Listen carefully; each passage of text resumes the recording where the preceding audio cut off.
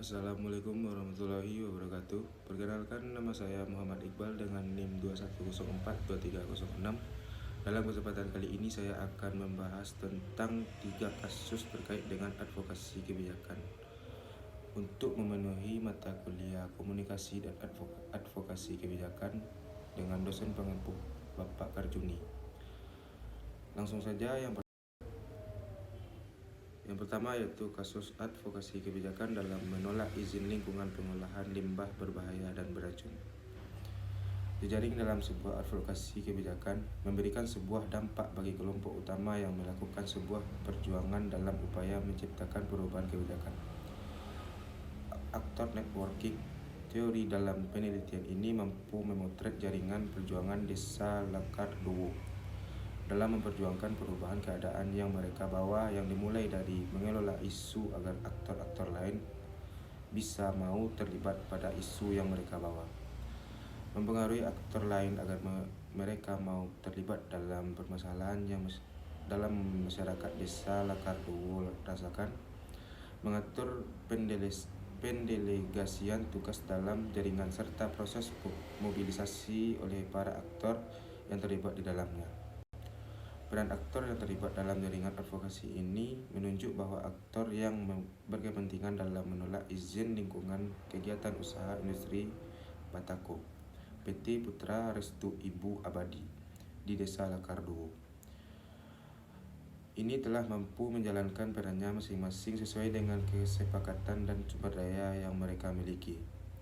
Organisasi Green Women mampu mengolah dan memainkan isu publik yang berkembang untuk mempengaruhi aktor jaringan yang berada di dalam dan di luar desa Lakardowo agar mau ikut dan terlibat dengan permasalahan lingkungan yang terjadi di desa Lakardowo.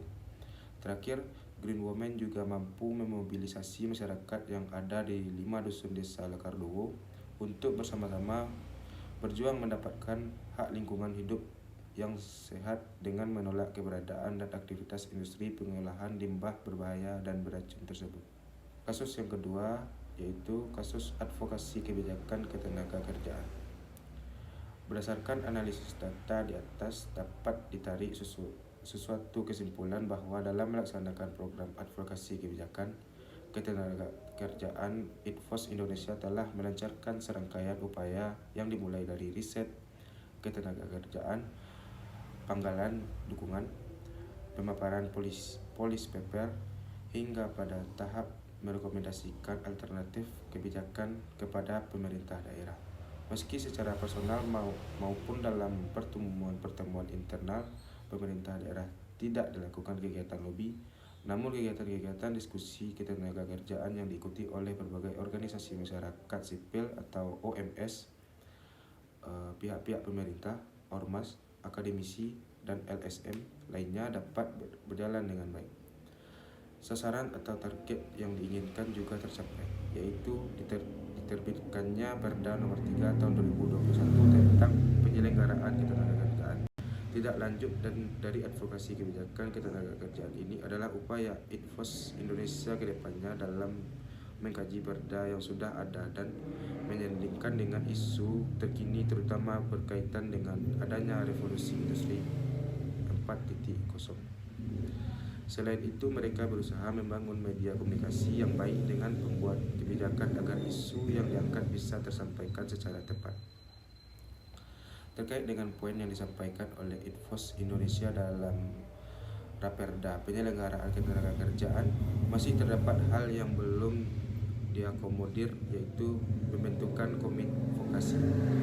Jika dilihat keanggotaan komisi yang terdiri dari pemerintah serta organisasi non-pemerintah, baik dari kalangan civil society, organisasi perusahaan, maupun akademisi, maka komite ini adalah perwujudan dari penerapan konsep good governance yang sebenarnya di mana perlibatan stakeholder serta masyarakat akan menciptakan suatu kebijakan yang ideal.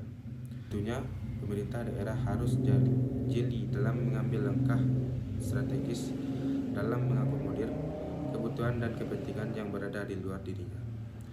Hal tersebut tidak lain untuk menciptakan kebijakan yang unggul. Dan dari kebijakan itu lahir masyarakat unggul yang bekerja dan berkarya untuk memajukan daerahnya.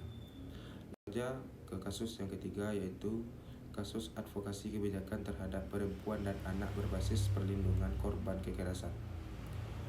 Kebijakan advokasi terhadap perempuan dan anak berbasis perlindungan korban kekerasan diwujudkan pemerintah melalui perumusan kebijakan tentang penghapusan kekerasan dalam rumah tangga, menyelenggarakan komunikasi, informasi, dan edukasi tentang kekerasan dalam rumah tangga, menyelenggarakan sosialisasi dan advokasi tentang kekerasan dalam rumah tangga, serta menyelenggarakan pendidikan dan pelatihan sensitif gender dan isu kekerasan dalam rumah tangga, menetapkan standar dan akreditasi penyelana yang sensitif gender melalui kerjasama dengan berbagai pihak seperti kepolisian, kejaksaan, pengadilan, advokat, lembaga sosial, atau pihak lainnya, baik sementara maupun berdasarkan penetapan perintah perlindungan dari pengadilan.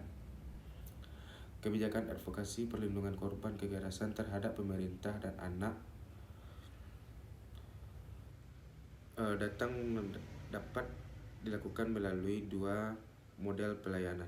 Yang pertama, model hak-hak prosedural atau de procedural right model yang menekankan kemungkinan korban untuk memainkan peran aktif dalam proses kriminal atau di dalam jalannya proses peradilan. Kedua, model pelayanan atau service model yang menekankan perlunya diciptakan standar-standar baku bagi pembinaan korban kejahatan yang dapat digunakan oleh polisi. Sekian yang dapat saya sampaikan. Salah dan janggal saya mohon maaf. Assalamualaikum warahmatullahi wabarakatuh.